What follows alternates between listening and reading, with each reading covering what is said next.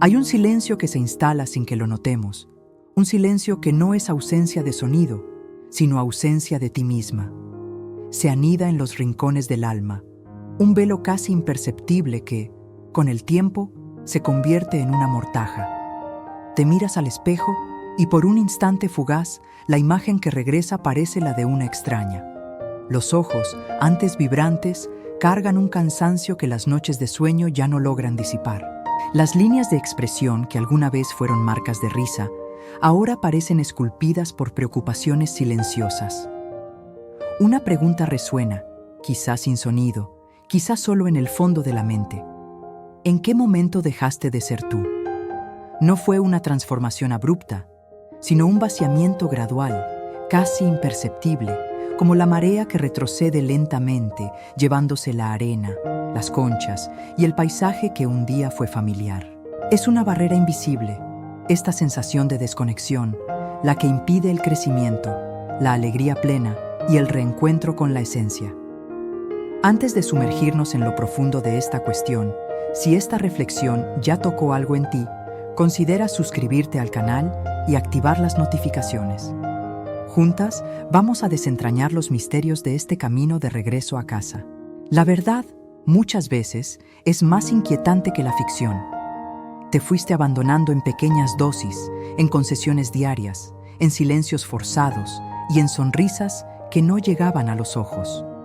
No hubo un día exacto, una fecha marcada en el calendario para tu autoabandono. Fue un proceso insidioso, tejido con los hilos de las expectativas ajenas, de las responsabilidades asumidas y de esa creencia silenciosa de que ser mujer es, antes que nada, ser para los demás. La psicología nos ofrece lentes para comprender esta dinámica. Carl Jung hablaba de la persona, la máscara que usamos para presentarnos ante el mundo, la forma en que nos adaptamos a las exigencias sociales. Pero ¿qué sucede cuando esa persona se convierte en la totalidad de nuestro ser y termina devorando la esencia, el yo auténtico? Es allí donde se instala la desconexión. La mujer que se abandona no lo hace por crueldad hacia sí misma, sino por un entramado complejo de factores sociales, culturales y psicológicos. Muchas veces aprendió, desde la infancia, que su valor estaba íntimamente ligado a su capacidad de cuidar, de nutrir, de ceder, de mantener la paz, de ser la roca inquebrantable. Imagina a María, una mujer de 42 años, madre de 2 hijos, casada desde hace 18, con una carrera que exige dedicación constante. María siempre fue la fuerte de la familia, la que resolvía todo, la que nunca se quejaba. Desde pequeña, sus hermanas menores la veían como un refugio seguro. Sus padres confiaban en ella para mediar conflictos. En la escuela era la alumna ejemplar, entre sus amigas, la consejera. Esa identidad de cuidadora y solucionadora de problemas fue tomando forma y endureciéndose con los años. Cuando se casó, asumió el papel de esposa perfecta. Al convertirse en madre, el de madre abnegada.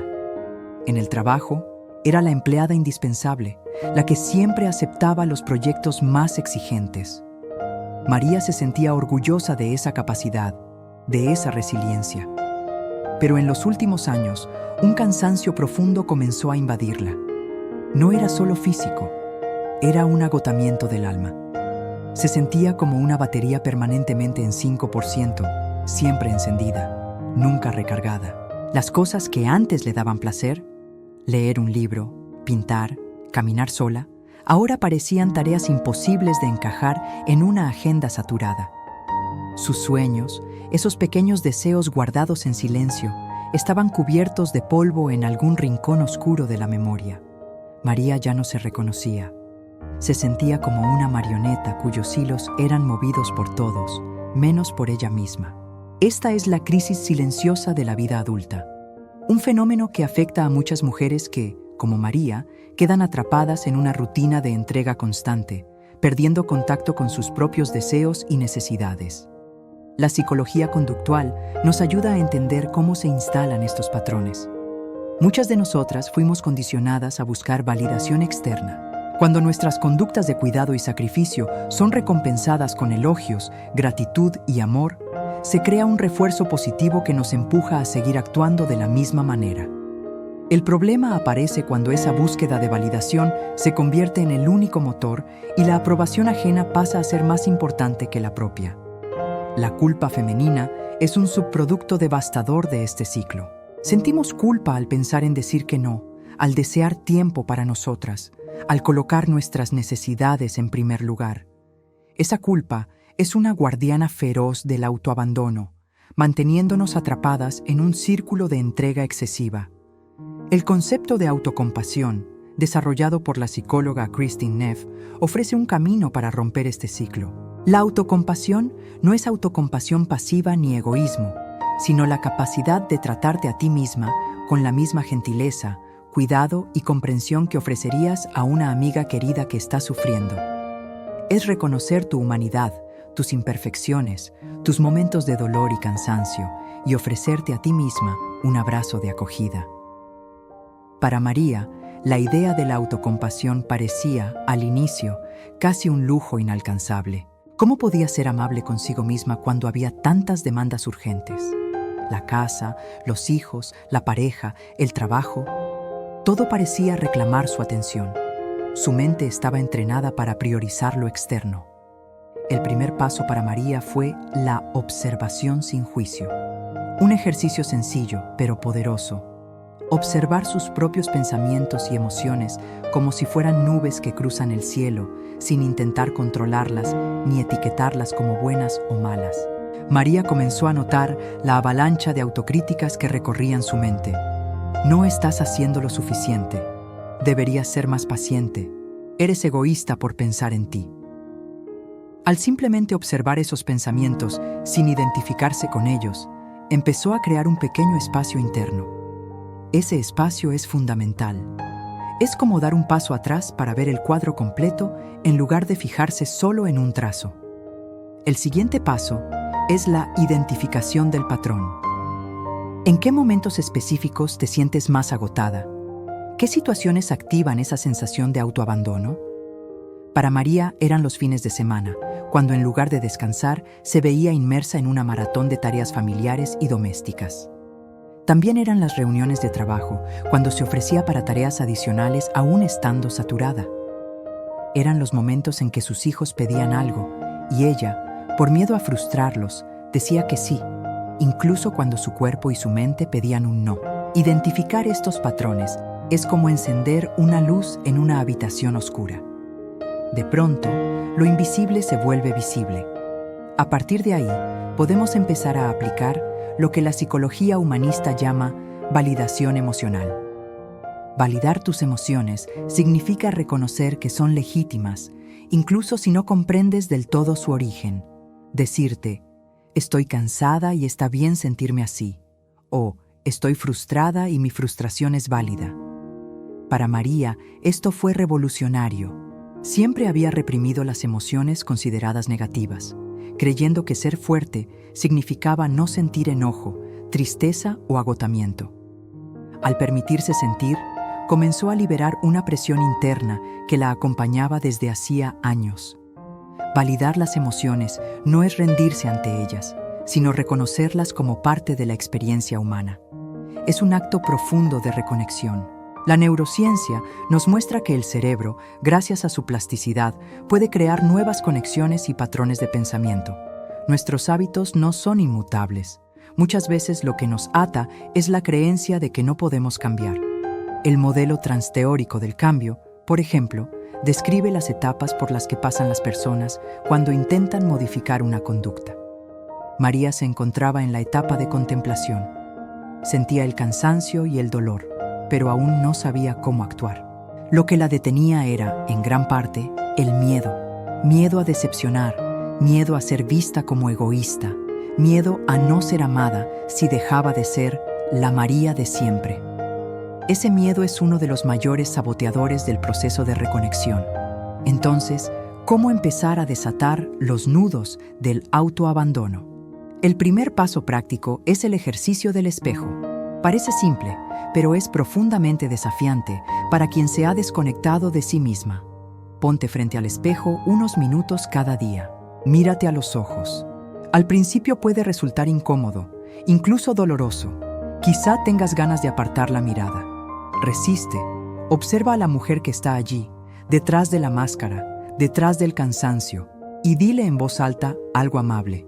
Puede ser: te veo, estoy aquí para ti, o eres suficiente. María comenzó con un sencillo: buenos días, María. Después de algunas semanas, logró decir: siento mucho por lo que estás pasando. Y, de forma inesperada, las lágrimas aparecieron. Fue un momento de reconocimiento profundo, el inicio de la autocompasión. El segundo paso es la redefinición de límites. Los límites son fronteras invisibles que protegen tu tiempo, tu energía y tu bienestar. Para quien se autoabandona, los límites suelen ser inexistentes o muy frágiles. Redefinirlos requiere claridad y valentía. Empieza en pequeño. Identifica un área en la que constantemente te sientas invadida o sobrecargada. Puede ser una petición familiar que siempre aceptas aunque no tengas tiempo, o la expectativa de estar disponible todo el tiempo en el trabajo. Comienza a practicar el no. No necesitas justificarte ni disculparte en exceso. Un simple no, gracias, o no puedo ahora, es suficiente. María empezó a decir que no a los pedidos de último momento de sus vecinos para cuidar a sus hijos. Al principio se sintió incómoda, pero la sensación de alivio y de recuperar un pedazo de su tiempo fue enorme. Cada no dicho al otro era un sí dicho a sí misma. La psicología positiva nos recuerda la importancia de nutrir el bienestar y la gratitud. Mientras el autoabandono nos mantiene enfocadas en la carencia y el agotamiento, la gratitud amplía la perspectiva. El diario de gratitud es una herramienta poderosa. Dedica 5 minutos antes de dormir a escribir 3 cosas por las que te sientas agradecida ese día. No tienen que ser grandes acontecimientos. Puede ser la luz del sol entrando por la ventana, una taza de café caliente, un momento de silencio. Para María, este ejercicio transformó su manera de percibir la vida. Comenzó a notar pequeñas alegrías que antes pasaban desapercibidas en medio de la prisa. Una risa de sus hijos, el olor de la lluvia, la melodía de una canción. Estas pequeñas epifanías comenzaron a reavivar una llama interna. El tercer paso es el rescate de los placeres olvidados. Recuerda a la mujer que fuiste antes de perderte en el torbellino de las responsabilidades. ¿Cuáles eran tus hobbies? ¿Qué te hacía sentir viva? Para María, era la pintura. Había dejado de lado pinceles y acuarelas hacía más de una década. La idea de volver a pintar la asustaba. Se sentía oxidada, sin talento. Aún así, compró un pequeño set de acuarelas. Comenzó a pintar en secreto, cuando todos dormían. Al principio los trazos eran inseguros, las mezclas torpes, pero poco a poco la alegría de crear regresó. No se trataba de ser artista, sino de reconectar con una parte silenciada de sí misma. Estos pequeños actos de autocuidado son migas de pan que nos guían de regreso a casa. La terapia de esquemas nos ayuda a comprender cómo patrones disfuncionales, como el autosacrificio, se originan en la infancia y se mantienen en la adultez. Muchas mujeres viven bajo el esquema de autosacrificio, donde sus necesidades siempre quedan relegadas. Romper este esquema implica cuestionar creencias profundas como: si no me sacrifico, no me van a amar, o mis necesidades no son importantes. María empezó a cuestionarlas y descubrió que el miedo era mayor que la realidad. El cuarto paso fue crear un tiempo sagrado para sí misma. No un tiempo que sobra, sino uno que se agenda y se protege. Puede ser 15 minutos por la mañana para meditar, 20 minutos por la noche para leer o 1 hora el fin de semana para caminar en la naturaleza. La clave es la constancia. Ese tiempo no se negocia, es un compromiso contigo. María comenzó a levantarse 15 minutos antes para meditar. Al principio la mente divagaba, pero con la práctica empezó a sentir un pequeño oasis de calma en medio del caos. Ese espacio se convirtió en su santuario. La psicología de la autodeterminación señala que la autonomía, la competencia y el vínculo son necesidades psicológicas básicas. El autoabandono erosiona estas necesidades. Volver a ti implica recuperarlas. El quinto paso es buscar apoyo. No tienes que hacerlo sola. El autoabandono prospera en el silencio. Compartir tu proceso con alguien de confianza, una amiga, una terapeuta, un grupo, puede cambiarlo todo.